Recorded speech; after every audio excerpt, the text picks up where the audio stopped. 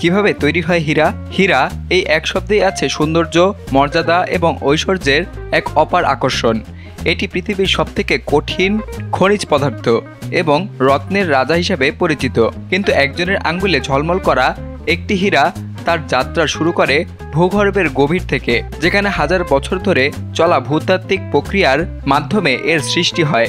আজকের এই প্রতিবেদনে আমরা জানব কিভাবে একটি কাঁচা হীরা ধীরে ধীরে এক নিখুঁত চকচকে রত্নে পরিণত হয়। হীরা কার্বনের এক বিশেষ স্ফটিক রূপ, যা পৃথিবীর ম্যান্টলের গভীরে উচ্চ তাপমাত্রা এবং প্রচণ্ড চাপে গঠিত হয়। এটি সাধারণত 140 থেকে 190 কিলোমিটার গভীরে গঠিত হয় এবং আগ্নেয়গিরির অগ্নুৎপাতের মাধ্যমে ভূপৃষ্ঠের কাছাকাছি উঠে আসে।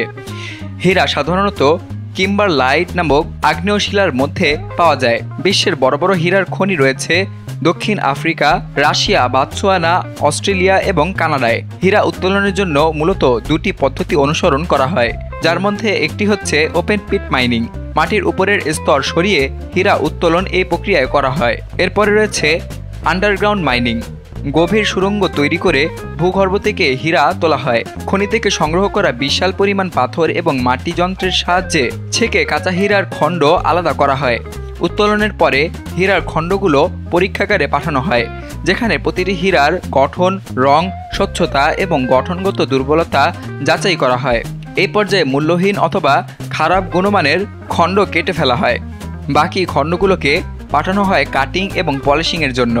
প্রথমে হীরাকে স্ক্যান করে কম্পিউটার সফটওয়্যারের মাধ্যমে তার অভ্যন্তরীণ গঠন বিশ্লেষণ করা হয়। এতে বোঝা যায় কোথায় ফাটল রয়েছে, কোথায় আলো ভালোভাবে প্রতিফলিত হচ্ছে এবং অন্যান্য আনুষঙ্গিক সকল কিছু। এরপর কেমনভাবে হীরাটি কাটা হলে সর্বোচ্চ মান পাওয়া যাবে সেই অনুযায়ী ডিজাইন করা হয়। হীরাকে কাটা হয় অত্যন্ত সূক্ষ্ম পদ্ধতিতে, লেজার প্রযুক্তি এবং হীরার মতো শক্ত যন্ত্র ব্যবহার করে কাটা হয়। এটিরও দুটি ধাপ রয়েছে।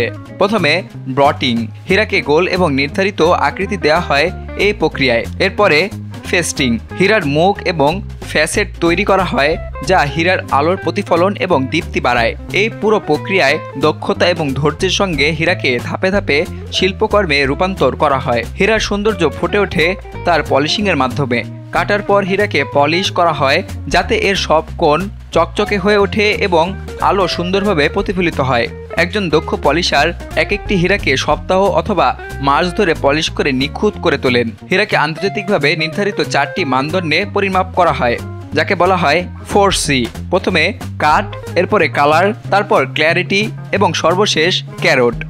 বিশ্বের স্বনামধন্য ল্যাবরেটরি যেমন GIA অর্থাৎ geological institute of America, IGI, HRD ইত্যাদি এই মান নির্ধারণ করে থাকে এবং একটি সার্টিফিকেট প্রদান করে, যা হীরার মূল্য নির্ধারণে গুরুত্বপূর্ণ ভূমিকা রাখে। পরিপূর্ণভাবে প্রস্তুত হওয়া হীরা যখন জুয়েলারি ডিজাইনারের হাতে যায়, তারা হীরাকে বসিয়ে তৈরি করেন আংটি, নেকলেস, কানের দুল, ব্রেসলেট সহ নানা অলংকার।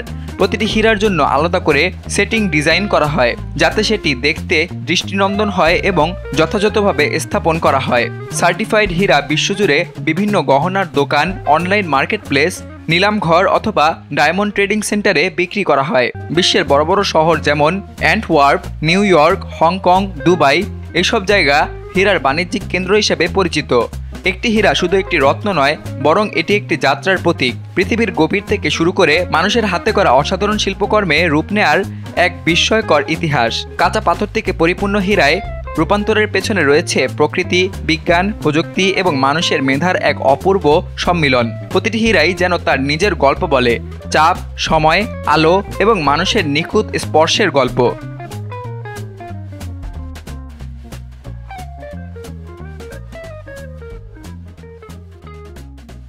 সকল প্রকার খবর জানতে এখনই সাবস্ক্রাইব করে রাখুন আমাদের চ্যানেল বাংলাদেশ কণ্ঠে।